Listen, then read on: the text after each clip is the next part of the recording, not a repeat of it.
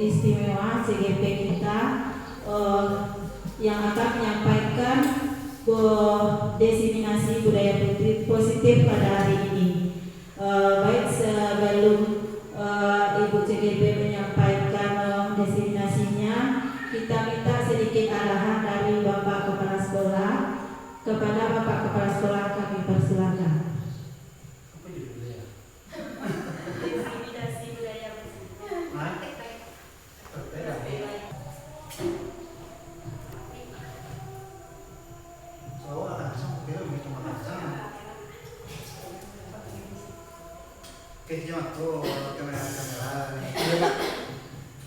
Bismillahirrahmanirrahim. Assalamualaikum warahmatullahi wabarakatuh. Yang kami hormati rekan-rekan Bapak Ibu Guru dan PTK lainnya.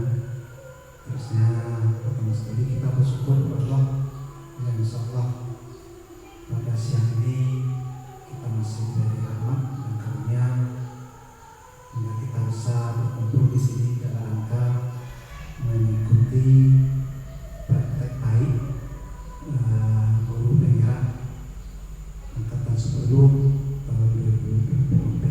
Kemudian salam yang terlepas kita lakukan bersama sama. Bila di kesempatan ini kita memberi apresiasi kepada guru penggerak Bidis Bu Ira tadi di sini ada salah tidak yang telah mengikuti sebagai penggerak. Memang kalau jadi tugas untuk tugas mulia itu pasti dilindungi oleh Allah. Kalau pemain tugas bisa mau guru penggerak karena sakit banget. Selalu kok ngomong sakit kuwi jadi namanya guru penggerak alhamdulillah sehat. Tuh pertama sekali.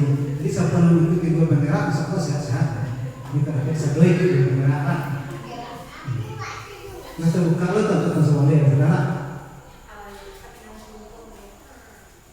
Itu yang pertama.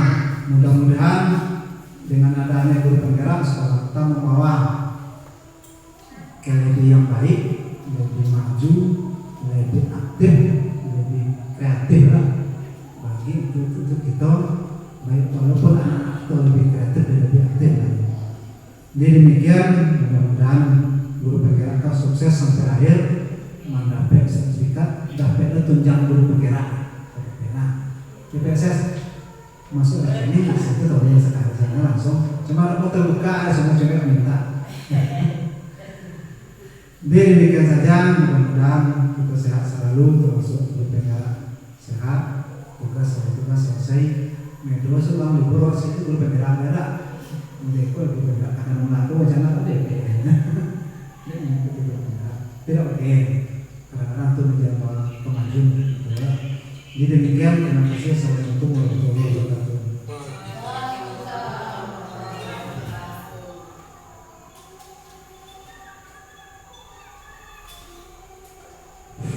Terima kasih kita ucapkan kepada Bapak Kepala Sekolah. Untuk kegiatan selanjutnya kita serahkan kepada Ibu Lilis untuk menyampaikan materinya. Semoga apa yang disampaikannya bisa berguna bagi kita bersama nantinya.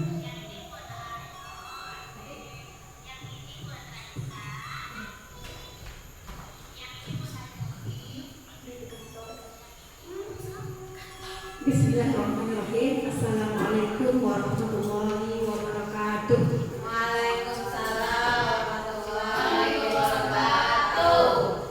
Sengaja kita mengambil jam yang sudah sedikit genting ini karena sudah jam istirahat siang, mendekati sholat zuhur juga. Namun mengingat kesibukan kita sedang suasana ujian, maka di waktu inilah kita punya kesempatan. Baiklah Bapak dan Ibu, pada kesempatan ini saya sebagai CGP Angkatan 10 akan mencoba untuk menyebarkan pemahaman dan penerapan pengalaman budaya positif di sekolah kita ini. Namun sebelumnya untuk menambah suasana kita lebih bersemangat, alangkah baiknya kita mulai dengan kegiatan ice breaking terlebih dahulu. Saya mohon untuk Bapak dan Ibu berdiri. Kita akan melakukan ice breaking.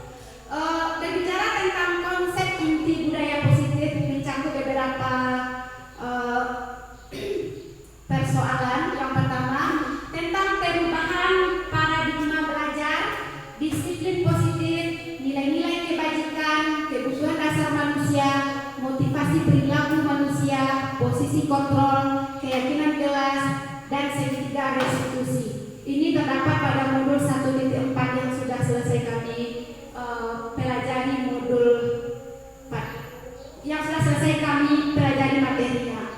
Pembelajaran dengan paradigma baru. Karena azan sedang berkumandang, kita hentikan sejenak dulu Bapak dan Ibu.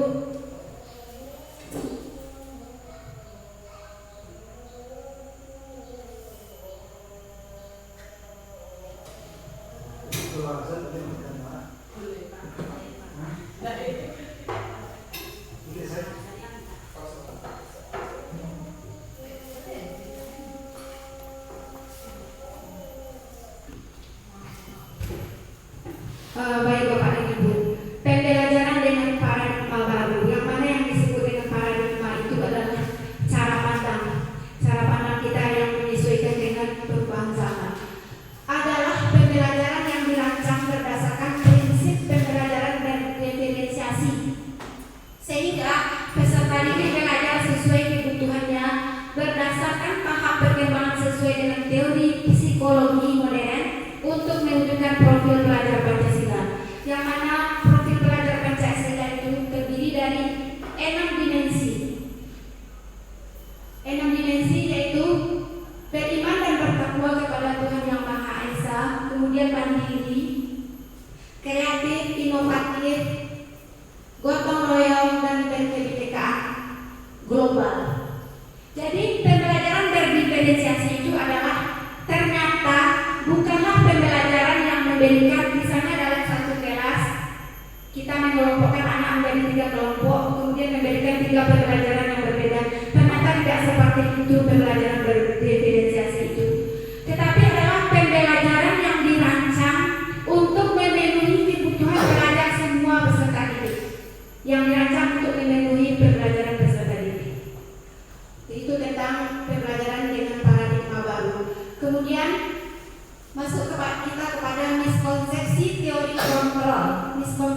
Miskonsepsi ini adalah kesalahan penafsiran kita terhadap teori kontrol. Yang pertama ada ilusi guru mengontrol murid, ilusi bahwa kritik dan membuat rasa bersalah dapat menguatkan karakter murid, ilusi bahwa semua penguatan positif efektif dan bermanfaat.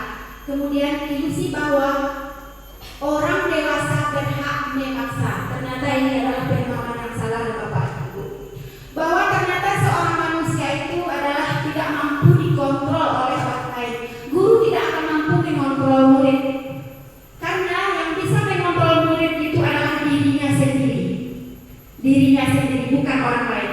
Tugas kita sebagai guru adalah menuntun dan mengarahkan mereka sesuai dengan kodrat alam dan kodrat zaman yang sudah mereka miliki sejatinya sejak mereka lahir. Jadi itu adalah penafsiran yang salah, bahwa guru dapat mengontrol murid adalah penafsiran yang salah. Yang dapat mengontrol diri kita masing-masing itu adalah diri sendiri. Demikian juga dengan murid. Kemudian selama ini kita beranggapan bahwa kritik dan membuat murid itu merasa bersalah dapat menguatkan karakter. Saya selama ini demikian Bapak dan Ibu. Jika terdapat suatu permasalahan pada murid, memanggilnya untuk berbicara dengan kita mengkritik perbuatan mereka, kemudian menghadirkan rasa bersalah dari mereka. Saya beranggapan ini akan dapat menguatkan karakter, ternyata tidak. Ini adalah sebuah miskonsepsi. Kemudian isu bahwa orang dewasa berhak memaksa.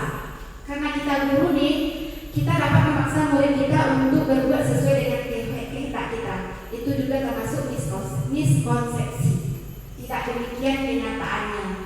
Kemudian pemikiran bahwa semua penguatan positif efektif dan bermanfaat. Kita setiap Senin itu ketika memberikan amanah di satu upacara bendera sudah memberikan penguatan positif. Setiap hari Jumat memberikan penguatan positif tentang sikap, budi pekerti, perilaku. Demikian juga pada hari-hari lainnya kita beranggapan itu akan efektif dalam membina budi pekerti mereka. Ternyata tidak. Tetapi meskipun demikian, tugas kita guru adalah terus memberikan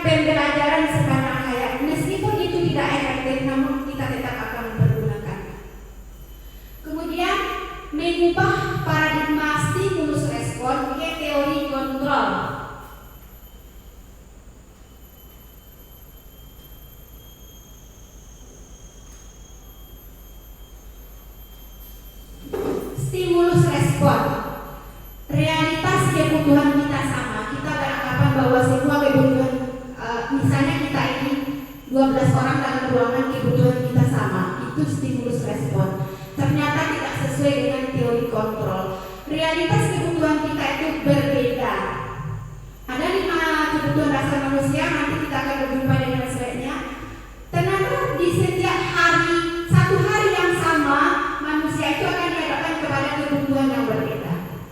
Kemudian stimulus respon, semua orang melihat hal yang sama.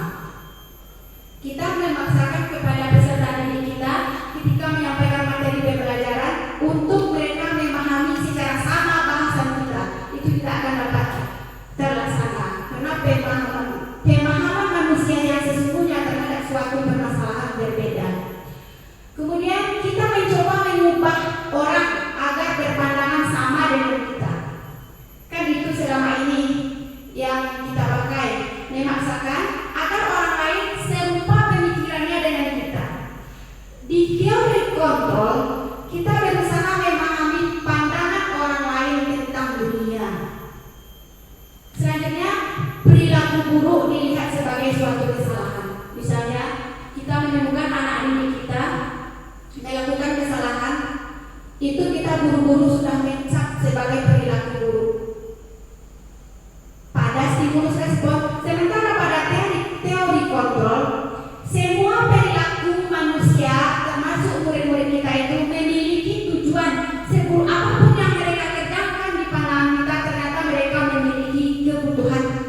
Ada kebutuhan dasar dalam hidup mereka yang mereka berusaha untuk memenuhinya ketika mereka melakukan hal tersebut. Apakah dalam upaya mencari kepuasan, apakah dalam upaya mencari kesenangan, apakah dalam upaya kekuasaan atau kesenangan. Ada 5 kebutuhan dasar. Jadi apapun bentuk kesalahan mereka, ada tujuan di dalamnya. Tugas kita lah menggali dan mengembalikan mereka yang sedang berada dalam satu identitas gagal. Namanya Bapak dan Ibu, anak-anak kita yang sedang bermasalah itu, mereka berada dalam identitas gagal. Tugas kita lah membawa mereka kembali menuju identitas sukses. Selanjutnya, orang lain bisa mengontrol saya. Contohnya, saya beranggapan Bapak kepala sekolah dapat mengontrol saya. Kenyataannya tidak. Kalau Bapak kepala sekolah bisa mengontrol saya, maka semua yang dianggap ideal oleh Bapak kepala sekolah akan dapat saya laksanakan karena saya terkontrol oleh beliau. Tapi ternyata tidak. Siapa yang mengontrol kita adalah diri kita sendiri. Demikian juga dengan anak kita. Kemudian saya bisa mengontrol orang lain. Saya guru kelas 1 dengan jumlah murid 28 orang. Dapatkah saya mengontrol yang 28 orang itu? Tidak. Tidak dapat. Saya tidak bisa mengontrol orang lain. Kita cuma bisa mengarahkan dan menuntun mereka ke jalan yang kita anggap sesuai dengan nilai-nilai kebijakan universal. Nanti kita buka pula apa-apa saja yang termasuk kepada nilai-nilai kebajikan universal. Stimulus respon berikutnya, pemaksaan ada pada saat bujukan gagal. Kita sering membujuk-bujuk murid, misalnya, ayo anak, perhatikan guru di depan ya, seperti saya di kelas 1. Kita bujuk dengan suara lembut, dengan banyak senyuman. Ternyata tidak berhasil. Mereka tetap dengan tingkah pola mereka. Akhirnya kita sampai kepada pemaksaan lagi jadinya. Pemaksaan atau ancaman. Kalau sudah bertemu dengan anak yang seperti ini. Pada teori kontrol tidak bisa dengan pemaksaan. Apa yang dibutuhkan? Kolaborasi dan konsensus menciptakan pilihan-pilihan baru. Kolaborasi dengan semua warga sekolah. Kemudian model berpikir menang atau kalah itu di stimulus respon. Sedangkan pada teori kontrol model berpikirnya menang, tak ada yang kalah. Tidak ada yang kalah, semuanya menang. Itu Bapak dan Ibu. Kita lanjut kepada disiplin positif. Disiplin positif diambil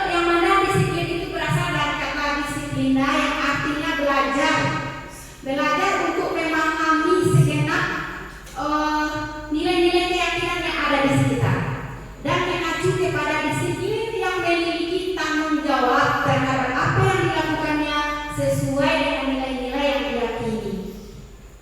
Bagaimana supaya nilai-nilai itu ada dan diyakini oleh seluruh warga sekolah, warga kelas? Tentu kita akan membuatnya dan merumuskannya dalam bentuk keyakinan kelas. Seperti apa keyakinan kelas itu? Nanti kita akan sampai ke situ. Disiplin positif merupakan salah satu cara penerapan disiplin yang bertujuan untuk menumbuhkan kesadaran serta memberdayakan peserta didik tanpa imbalan penghargaan atau reward, tanpa ancaman atau hukuman. Jadi kalau selama ini misalnya kita murid kelas 1 mampu menghafal surah Al-Ahqaf, saya kasih hadiah pensil. Ternyata pada disiplin positif kita tidak diperbolehkan demikian. Kenapa? Jika kita paksakan dengan hadiah, jika mereka berhasil memperoleh sesuatu, motivasi mereka untuk ke depannya berbuat kebaikan adalah karena imbalan, karena hadiah, karena penghargaan, bukan berasal dari dalam diri, bukan lagi berasal dari dalam diri. Ternyata di disiplin positif itu tidak membutuhkan reward, tidak pula memerlukan ancaman ataupun hukuman. Kita akan berusaha menggali bagaimana di dalam diri murid-murid itu meyakini nilai-nilai kebajikan yang ada di sekolah, apakah keyakinan kelas ataupun keyakinan sekolah. Sebagaimana Bapak Ki Hajar Dewantara menyatakan bahwa di mana ada kemerdekaan, disitulah harus ada disiplin yang kuat. Sungguh pun disiplin itu bersifat self-disiplin, yaitu kita sendiri, sebab yaitu kita sendiri yang mewajibkan kita dengan sekeras-kerasnya. Tetapi itu sama saja, jikalau kita tidak cakap melakukan self-disiplin, wajiblah penguasa lain mendisiplinkan kita. Jadi kalau memang diri sendiri tidak mampu berdisiplin, maka penguasa lain yang akan mendisiplinkan kita. Dalam hal ini tentu kita sebagai atasan dengan bawahannya, dengan anggotanya. Kalau kita bawa kepada sekolah harus ke guru. Kalau kita bawa kepada anak murid dan guru, tentu kita yang berperan.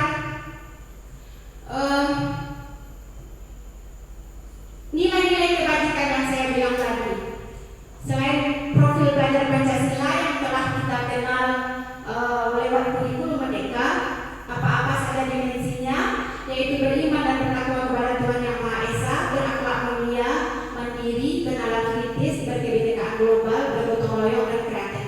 Itu termasuk nilai-nilai kebajikan.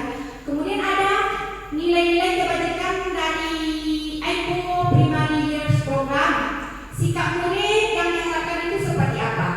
Ada rasa toleransinya, rasa hormatnya, integritas, mandiri, menghargai, antusias mereka, empati, peduli pada orang lain, memiliki perasaan yang sama dengan orang lain, kemudian keingin-tahuan, kreativitas, kerjasama, percaya diri dan komitmen. Itu sikap murid yang diharapkan. Kemudian ada 9 pilar karakter: cinta Tuhan dan segenap penciptaannya, kemandirian dan tanggung jawab, kejujuran, amanah, diplomatis, hormat, dan santun serta nilai-nilai lainnya. Itu yang diharapkan muncul pada anak-anak kita di bawah tuntunan kita guru. Nilai-nilai kebajikan lainnya adalah keterampilan hidup, petunjuk hidup, dan 7 nilai esensial lainnya. Keterampilan hidup seperti apa yang diharapkan ada pada anak-anak kita? Yaitu dapat dipercaya. Kalau anak kita tersebut sudah bisa kita percaya, berarti dia sudah mempunyai kecakapan atau keterampilan hidup. Lurus hatinya, menjadi pendengar yang aktif, kemudian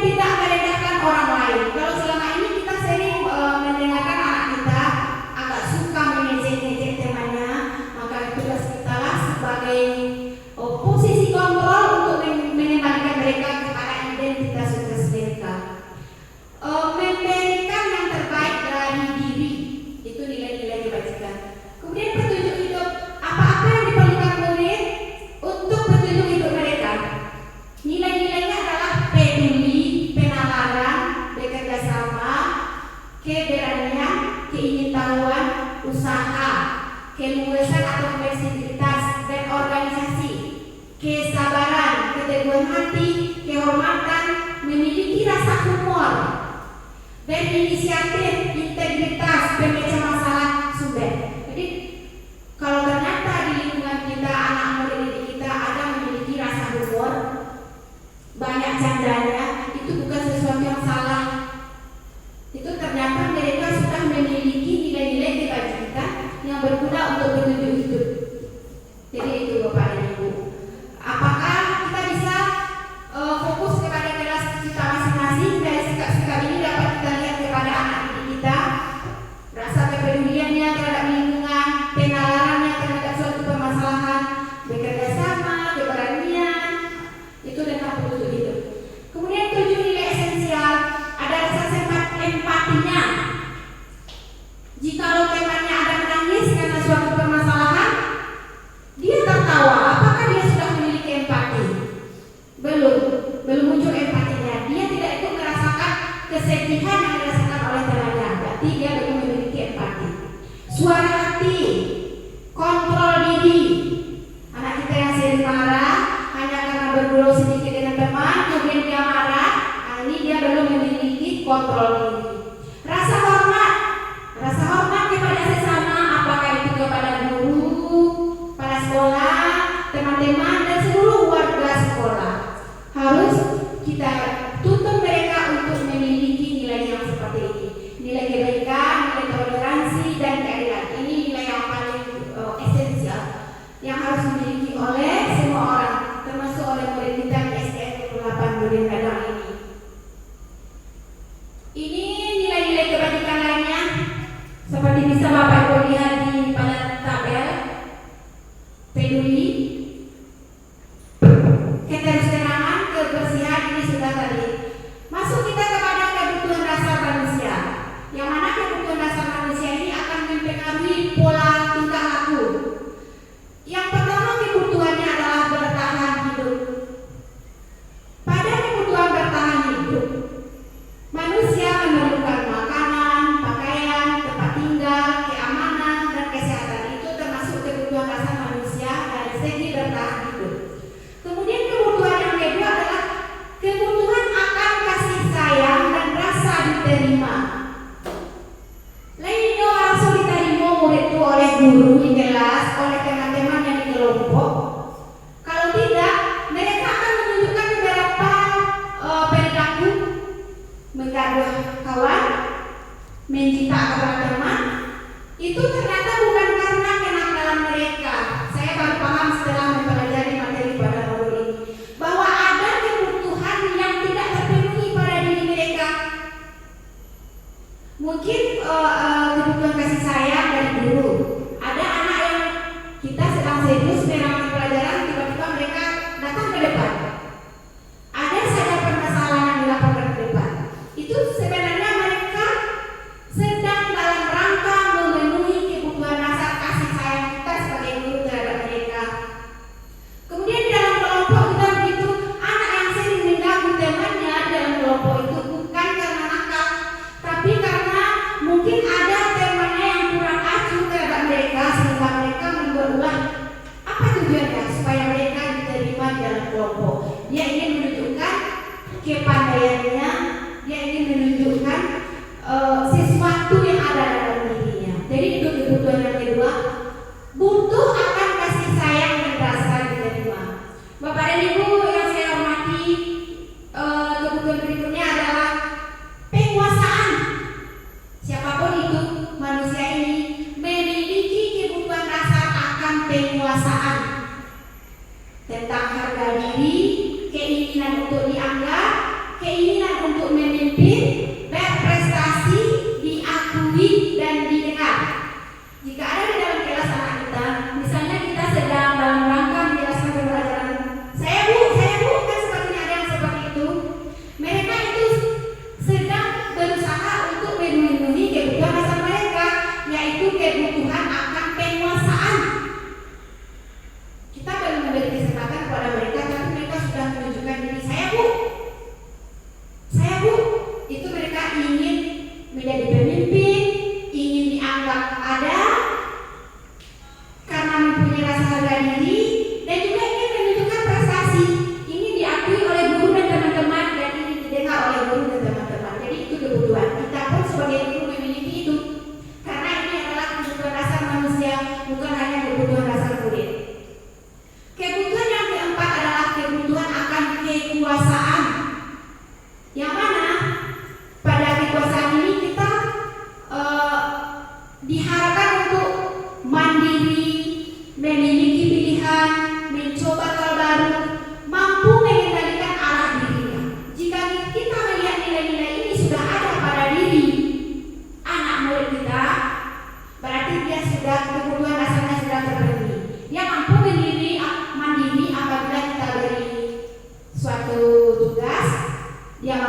diri, kemudian dia memiliki pilihan, berani menyuarakan pilihannya, sudah berani mencoba hal baru, dan mampu mengendalikan arah dirinya sendiri. Berarti anak kita ini sudah memiliki kebutuhan dasar akan kekuasaan. Kebutuhan yang berikutnya adalah kebutuhan akan kesenangan. Setiap manusia memiliki kebutuhan akan kesenangan, yaitu butuh untuk bermain, butuh untuk rasa humor, butuh bercanda, butuh tertawa, dan butuh antusiasme, butuh keaktifan mereka dalam setiap kegiatan dalam hidup sehari-hari. Mereka di dalam pembelajaran, misalnya kita mencoba menjelaskan pembelajaran, dia sibuk bermain di atas meja. Sebagai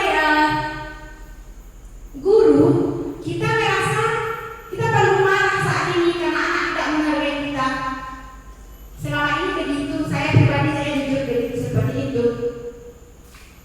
Awak menjalani pelajaran di depan, Inyo kenapa meja di belakang memain kartu, menggambar, atau pokoknya ada saja yang mereka kerjakan. Ini mereka sesungguhnya sedang berupaya memenuhi kebutuhan mereka akan kebutuhan kesenangan. Selanjutnya, apa motivasi manusia berperilaku? Ada motivasi intrinsik dan ada motivasi ekstrinsik. Motivasi intrinsik ini adalah motivasi yang berasal dari dalam diri mereka sendiri, untuk menjadi orang yang mereka inginkan dengan nilai-nilai yang mereka percaya, menghargai diri sendiri dan nilai-nilai. Untuk memunculkan nilai-nilai inilah Bapak dan Ibu diperlukan keyakinan kelas ada di dalam kelas kita masing-masing. Kemudian motivasi ekstrinsik. Kenapa manusia berperilaku seperti itu? Ini karena ada dorongan dari luar, ada motivasi dari luar untuk menghindari ketidaknyamanan atau hukuman. Misalnya anak-anak kita dia datang lebih tepat waktu karena takut mendapatkan hukuman dari guru. Jadi ini belum termasuk motivasi dari dalam diri, karena takut akan ancaman, karena takut akan hukuman. Berarti ini masih motivasi ekstrinsik. Contohnya lagi, dia membuat PR di rumah, dia tidak membuat PR, di sekolah dia mengerjakan PR. Kenapa di sekolah dikerjakan besok harinya? Karena dia takut mendapatkan hukuman. Jadi itu dia dipengaruhi dari luar, bukan berasal dari dalam dirinya sendiri. Selanjutnya apalagi? Untuk mendapatkan imbalan atau penghargaan dari orang lain. Saya di kelas 1 menghafal surat pendek setiap harinya. Ada anak yang masa bodoh dan ada yang menghafal. Dikasih waktu 3 hari hafal. Motivasinya apa? Ternyata karena hadiah, karena penghargaan. Masih belum berasal dari keinginan sendiri. Belum muncul motivasi intrinsiknya. Selanjutnya kita melihat perbedaan hukuman, konsekuensi, dan restitusi. Bapak dan Ibu, ini mungkin adalah sebuah kata-kata yang sudah tidak asing lagi di telinga. Apa itu hukuman? Apa itu konsekuensi? Apa itu restitusi? Hukuman ini dia terjadi tidak dengan terencana. Contohnya, ketika jam istirahat terjadi perkelahian antara si A dan dengan si B, kan tidak pernah kita prediksi itu. Mereka berkelahi, kita selesaikan di kantor guru atau di ruang kepala sekolah. Kemudian selama masa penyelesaian muncul hukuman. Jadi karena kalian sudah bertengkar di jam istirahat, kalian bapak kasih hukuman ini, kalian ibu kasih hukuman ini. Besok bawa pupuk 1 kantong, kan ada yang seperti itu. Itu hukuman. Kemudian di dalam menetapkan hukuman ini, murid tidak kita libatkan. Mereka berkelahi antara si A dengan si B. Tidak kita libatkan. Mereka tiba-tiba kita kasih besok bawa pupuk 1 kantong. Kalau tidak bawa pupuk 1 kantong, kamu berdua tidak boleh masuk sekolah. Itu hukuman. Mereka tidak dilibatkan dalam pembuatan hukuman itu. Kemudian hukuman ini bersifat satu arah, yang keluar dari mulut guru, yang keluar dari mulut kepala sekolah, tanpa ada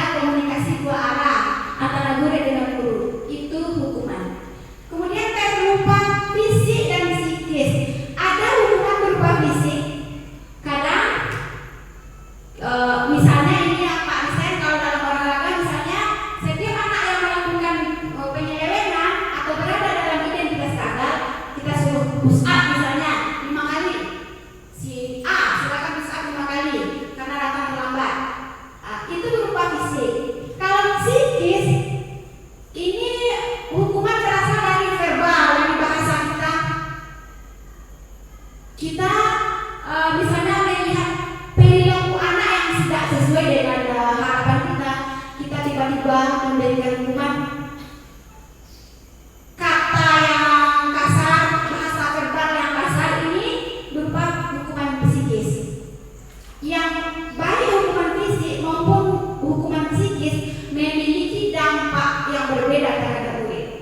Ada dampaknya jangka pendek, ada dampaknya jangka panjang. Yang hukuman psikis ini biasanya berdampak panjang. Dalam kami pembelajaran modul 1.4 kemarin ini, sebelum masuk kepada modul 1.4, kami disuruh untuk menuliskan perilaku positif dan perilaku negatif yang pernah kita terima waktu SD dulu. Ternyata setelah tugas dikumpulkan di LMS, banyak yang membuat bahwa guru pernah memarahi murid dan mencaci keluarganya. Ternyata banyak ditemukan itu. Kalau dari segi perbuatan, minta maaf, Bu, awak salah tadi, ya, awak maaf, guru memaafkan. Guru salah, minta maaf, dimaafkan. Tetapi apakah semudah itu untuk dilupakan? Kiranya tak lupa. Saya pribadi sudah hampir 30 tahun melewati pendidikan SD, pernah mengalami hal ini. Berkelahi dengan teman, pas diselesaikan masalahnya oleh guru, dimarahi, dicaci keluarganya. Jangan sampai ini sampai terjadi sama keluarga kita di STM 28 ini, karena hukuman psikis ini bisa bersifat permanen dampaknya terhadap murid kita. Kemudian apa itu konsekuensi?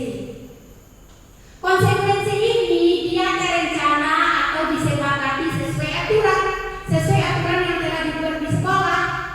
Misalnya bagi anak yang tidak memakai pakaian lengkap ketika hari Senin, kita putuskan bersama apa konsekuensinya. Jadi itu sudah diketahui oleh murid. Jadi nanti ketika dia tidak memakai pakaian lengkap, dia akan sadar akan konsekuensinya. Wah, saya pasti kena hukum ini karena saya tidak pakai ikat pinggang. Jadi konsekuensi itu terencana. Kemudian murid, meskipun sudah diketahui oleh murid, tetapi tetap memberikan rasa tidak nyaman. Mereka tahu jika mereka tidak menggunakan pakaian seragam lengkap, mereka akan kena hukuman. Mereka sudah tahu, tetapi mereka tetap tidak merasa nyaman. Selanjutnya, pada konsekuensi ini, sikap guru selalu memonitor murid. Setiap Senin, kita berjalan dari barisan ke barisan, memeriksa anak didik kita, pakaiannya lengkap apa tidak. Kemudian kalau ketemu yang tidak lengkap itu, kita sudah siap dengan hukuman, mereka sudah siap dengan konsekuensinya. Itu konsekuensi. Selanjutnya, restitusi.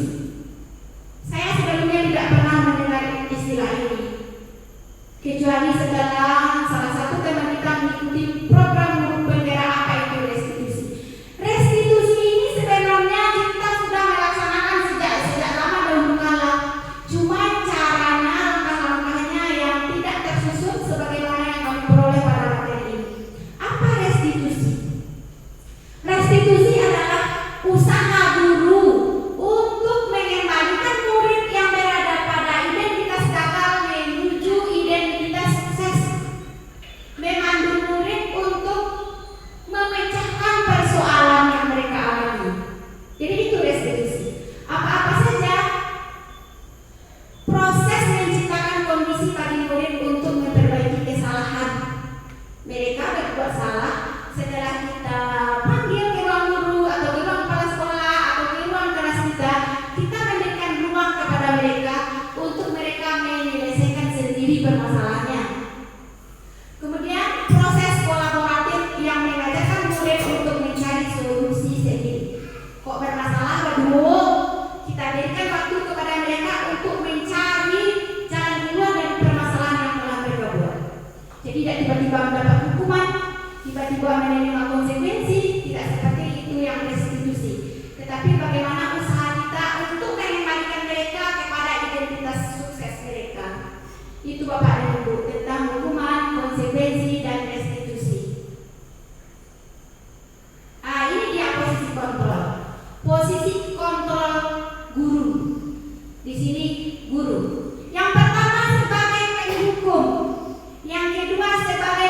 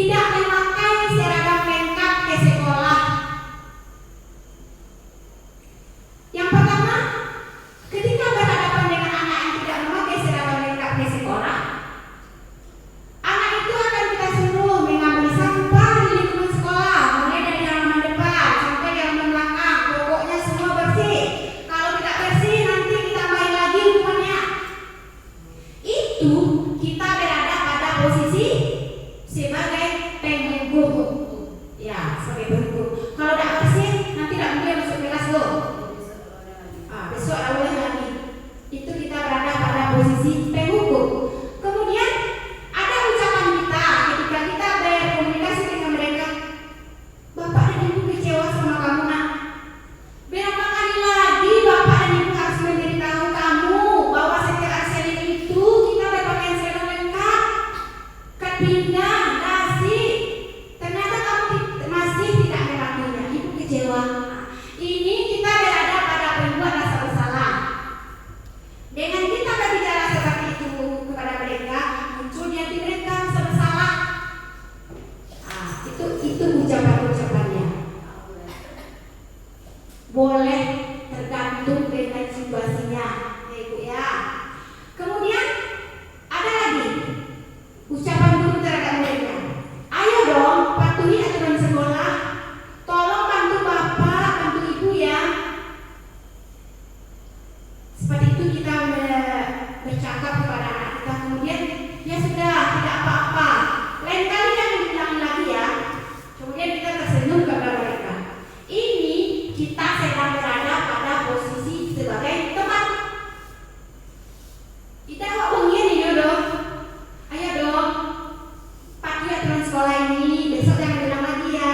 Ya sudah, tidak apa-apa. Ibu tidak marah. Kemudian kita tersenyum kepada mereka. Ini kita sebagai posisi teman. Pernah tidak melakukan hal seperti itu? Pernah. Tidak ada yang salah. Ini sebagai posisi teman. Kemudian ada lagi. Kamu sudah melanggar peraturan sekolah. Kamu tahu kan konsekuensinya? Kamu harus menjemput seragam kamu ke rumah. Bapak tunggu. Pernah tidak kita melakukan seperti itu? Ini kita pernah ya Bu? Kita berada dalam posisi pemantau. Yang mana ketika anak menyelesaikan permasalahannya ini kita bersedia, kita berada di sampingnya. Lagi iyo, adalah anak yang tidak buat PR dong. Kenapa tidak buat PR? Lupa Bu atau mati lampu? Gue sudah PR ini, sudahan PR ini. Kalau tidak ada nilai dong. Tapi kita di sana mendampingi. Tetap di situ mendampingi. Itu sebagai pemantau. Paham ya Bapak dan Ibu? Kemudian contoh penerapan posisi kontrol yang terakhir. Akan muncul pertanyaan, apakah kamu tahu apa kesalahanmu? Kira-kira bagaimana kamu memperbaiki kesalahanmu? Kira-kira seperti itu ucapan kita yang muncul terhadap anak didik kita Bapak dan Ibu. Atau, nah, tak pakai seragam di sini tuh. Kira-kira apa keyakinan kelas yang sudah kamu langgar? Kalau keyakinan kelas sudah kita buat, mereka siapa tuh? Oh iya Bu, keyakinan kelas tentang berpakaian rapi misalnya, berpakaian lengkap misalnya. Makanya dikungkung mereka dengan keyakinan kelas, dengan nilai-nilai kebajikan universal tadi yang kita rumuskan dalam keyakinan kelas. Jadi itu ucapannya. Apakah kamu tahu kesalahanmu? Apakah kamu tahu bagaimana cara memperbaikinya? Ini disebut dengan posisi manajer. Bapak dan Ibu yang berbahagia, masuk kita kepada keyakinan kelas. Ini akan muara dari 5 posisi kontrol tadi. Mengapa keyakinan kelas, Bapak dan Ibu? Kenapa tidak peraturan kelas?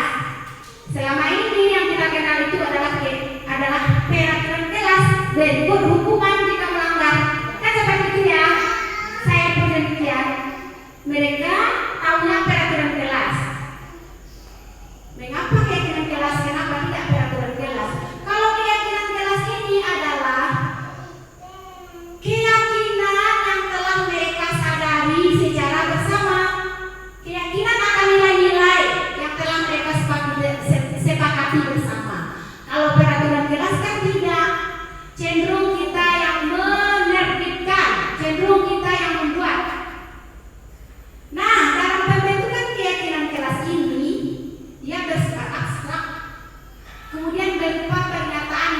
Misal, tidak boleh ada kata-kata di dalam keyakinan kelas itu, tidak boleh. Misalnya, tidak boleh mengganggu teman. Tidak boleh keyakinan kelas dengan kalimat seperti itu. Tidak boleh membuang sampah sembarangan. Tidak seperti itu kalimatnya. Kalau peraturan kelas baru seperti itu. Kalau keyakinan kelas tidak.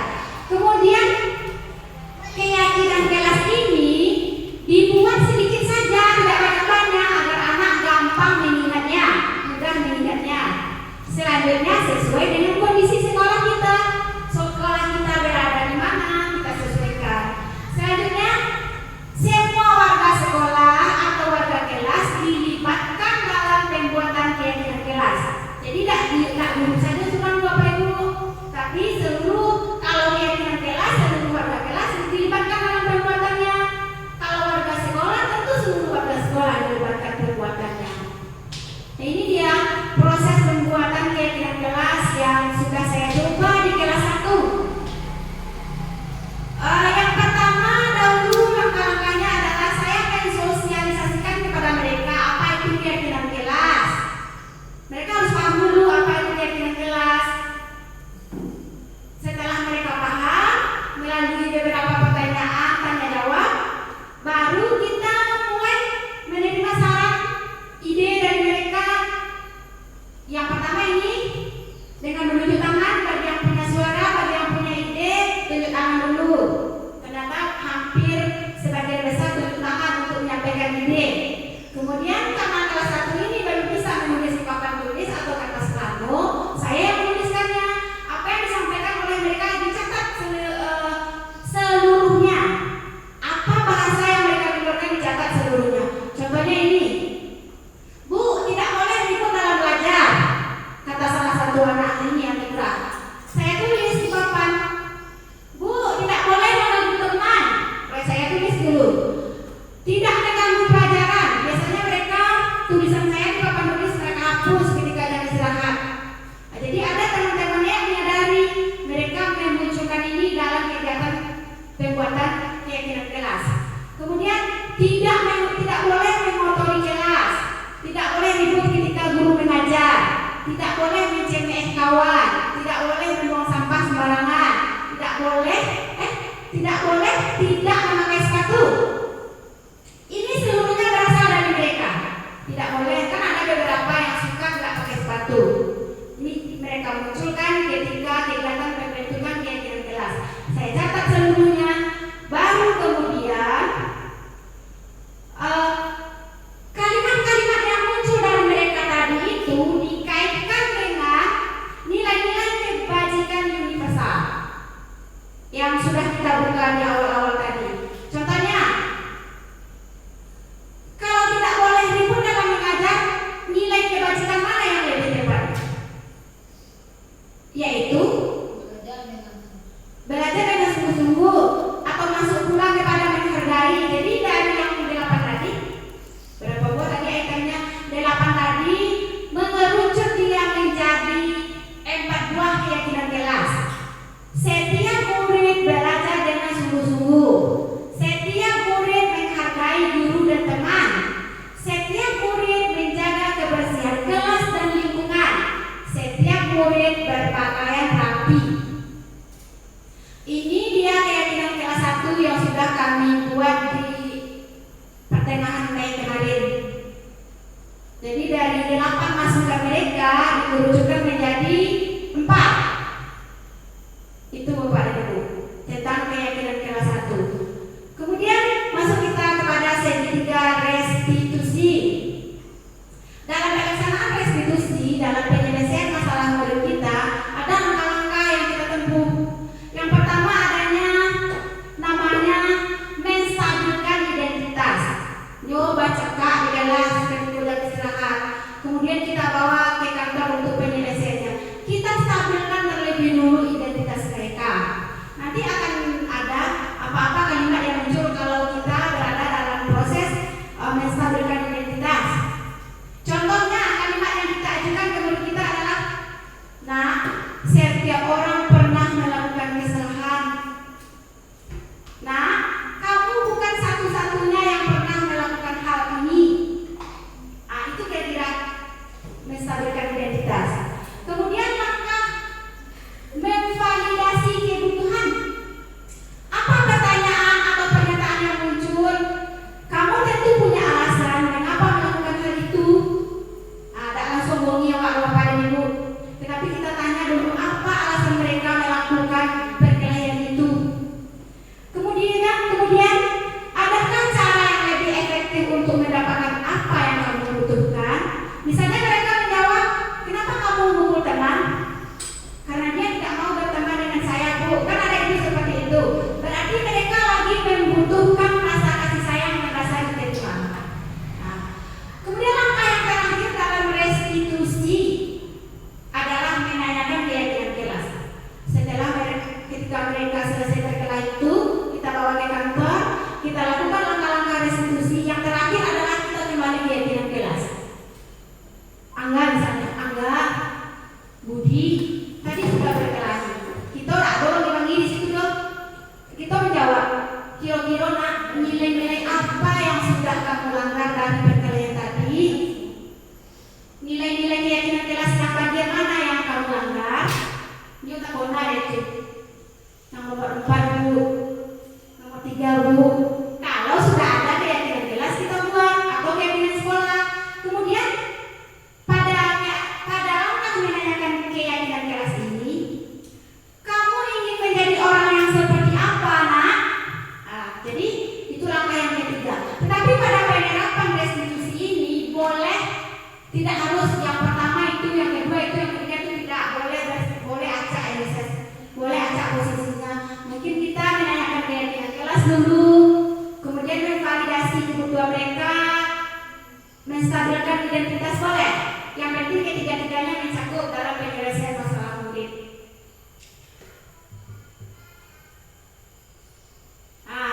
Ini contoh segitiga restitusi pada kasus pertama. Ini kasusnya mengurung teman di WC. Mengurung teman di WC.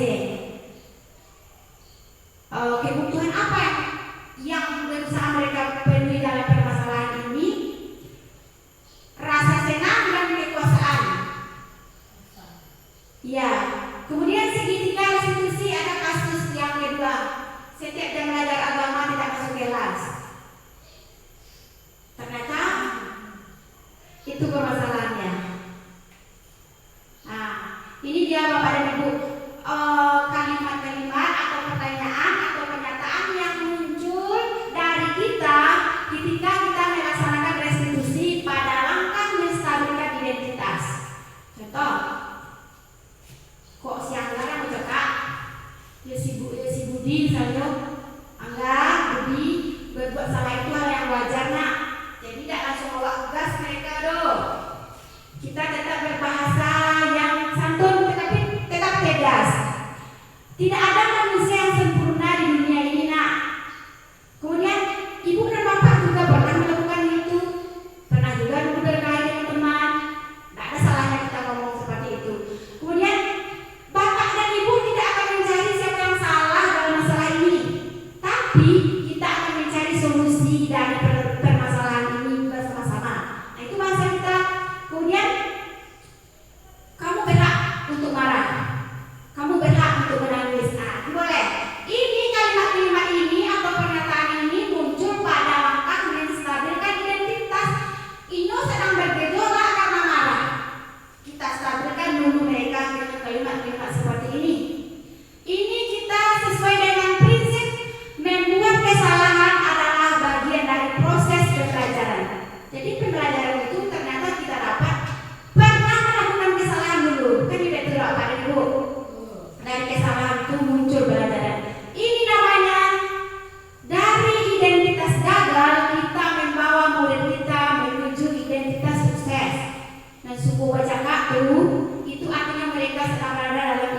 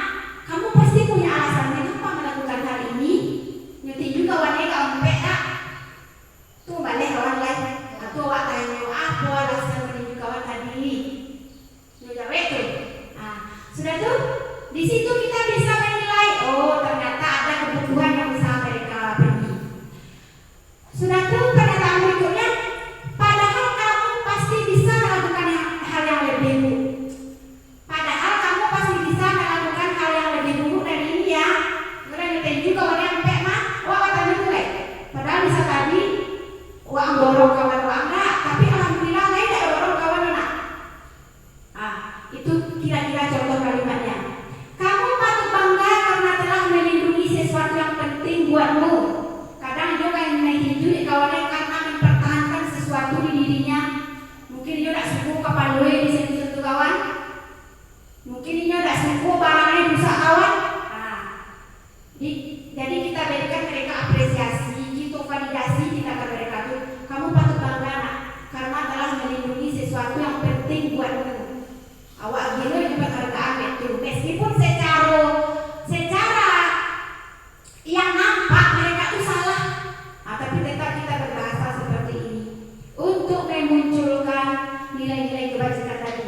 Kemudian kamu melakukannya karena mempertahankan sesuatu yang penting bagimu. Setelah awak tanya kenapa penting kawan nak, nyo kambingnya punya awak bu, keceknya, makanya kironya penting kawan karena melindungi barangnya. Jadi itu. Ini diambil berdasarkan prinsip setiap perilaku berupaya memenuhi suatu kebutuhan tertentu. Jadi itu kita lihat beberapa ini ke depannya kalau ditemukan, yang pasti akan selalu ditemukan anak-anak bermasalah ini. Kita laksanakan segitiga restitusi untuk mencari penyelesaian dengan cara mengetahui kebutuhan apa yang mereka cari sehingga mereka membuat kesalahan-kesalahan tersebut. Yang langkah yang ketiga ini adalah menanyakan keyakinan.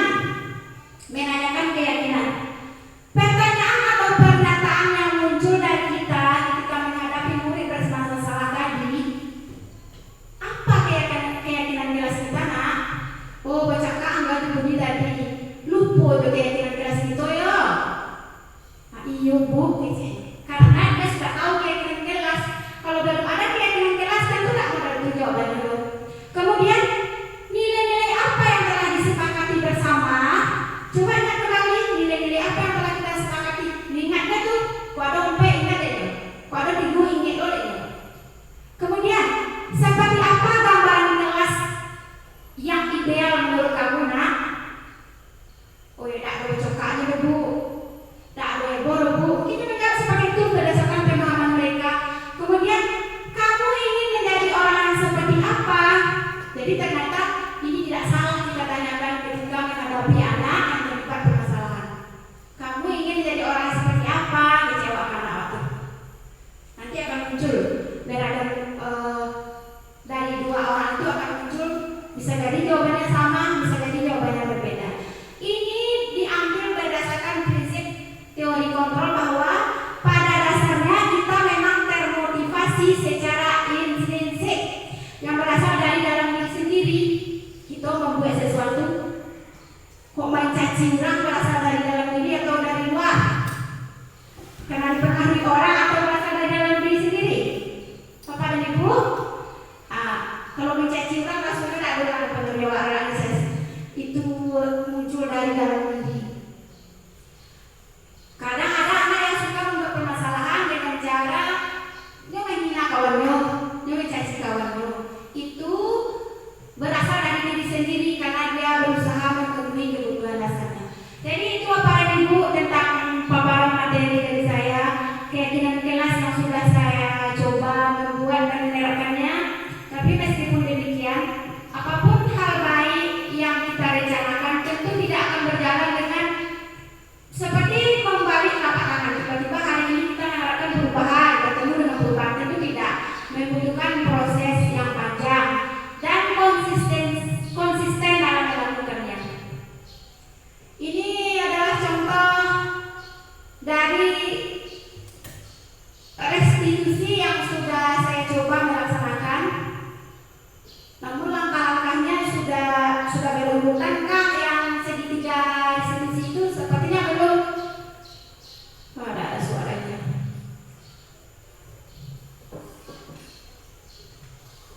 Tidak ada suara. Suaranya ketek nih bu.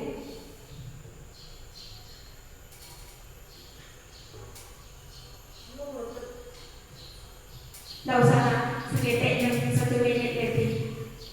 Jadi ini dalam rangka mencoba mencari jalan keluar dari anak yang sedang cabut ketika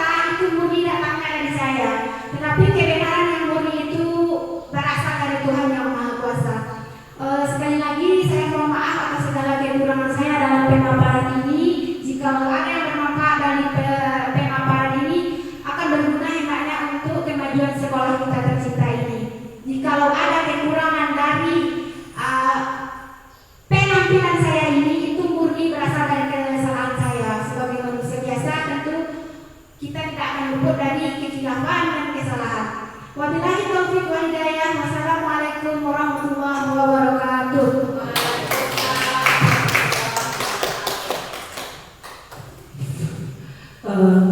Baiklah Bapak Ibu, mungkin itulah penyampaian dari CGP kita tentang budaya positif. Mudah-mudahan apa yang beliau sampaikan tadi bisa membawa sekolah kita menjadi lebih baik.